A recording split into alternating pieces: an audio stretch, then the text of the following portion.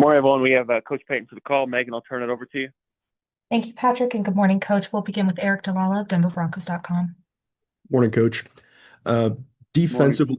defensively, wondered what stood out on tape about how they were able to flip the switch in the second half. And from a big picture standpoint, what's impressed you about that group's ability to make in-game adjustments this season? Yeah, well, I think two things. Our third down numbers stood out. Our red zone numbers, even at halftime, I get the question that I got to answer from the production crew, and it's all about the yards. And I'm saying, well, are we paying attention to the field goals? We thought that would be important. They're a real good red zone team.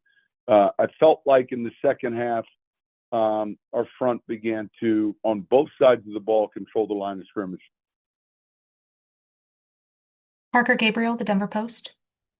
Hey, Sean, watching the tape back, how did you think PJ Locke filled in for Brandon in the second half?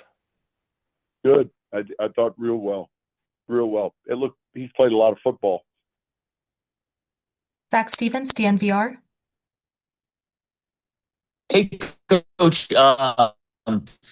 Yesterday, how comfortable were you moving the ball with those longer sustained drives, and why does that seem to be coming together over the past couple of weeks more?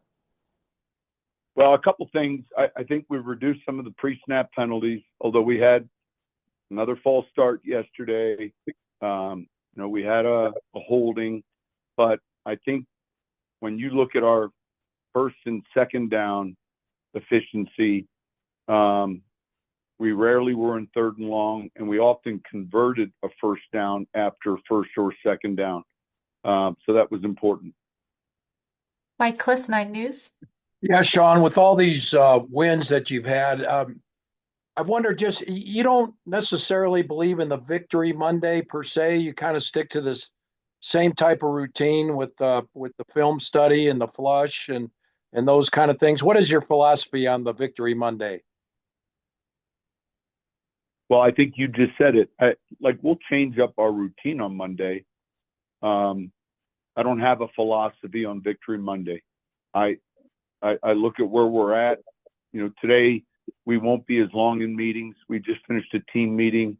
Now, I'm not like, I'll see you Wednesday. All right. And so, because even in a good win like that, there's some things that we want to clean up.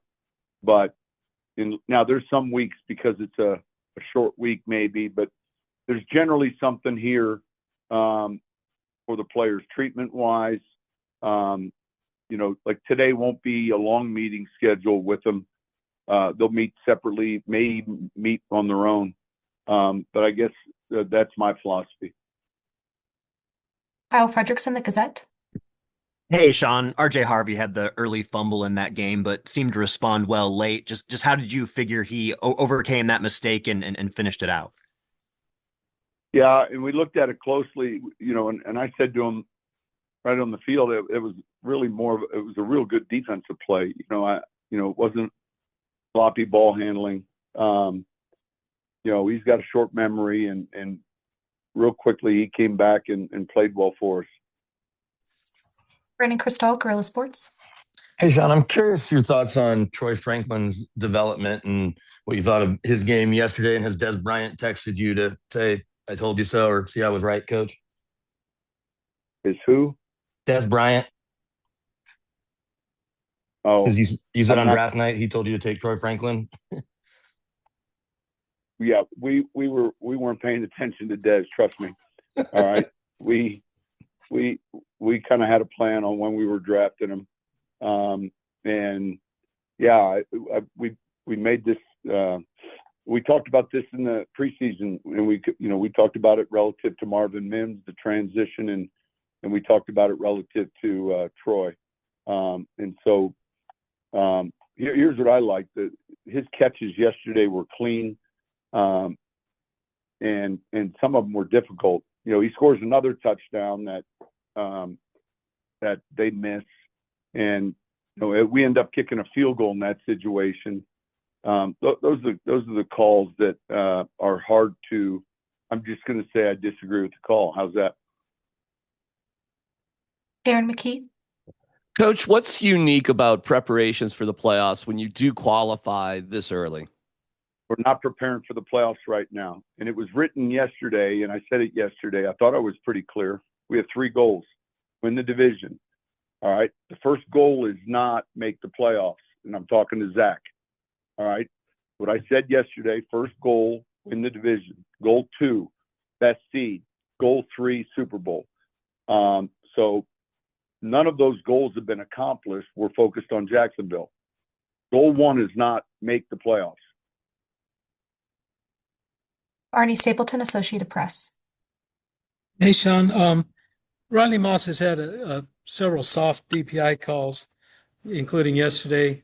I'm wondering if you think he's got a little bit of an undeserved reputation, and how do you think he's been handling that? Fair question, but there's been look, he continues to compete. I can't say the word, but it begins with an A relative to that call. It's just, holy cow.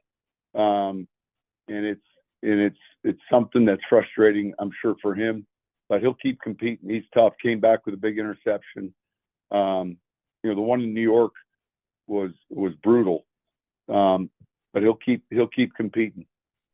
We've got to get better in overall at seeing and being consistent officiating those calls. Coach, that appears to be all the questions we have for you today. Thank you so much. Thank you. For joining us.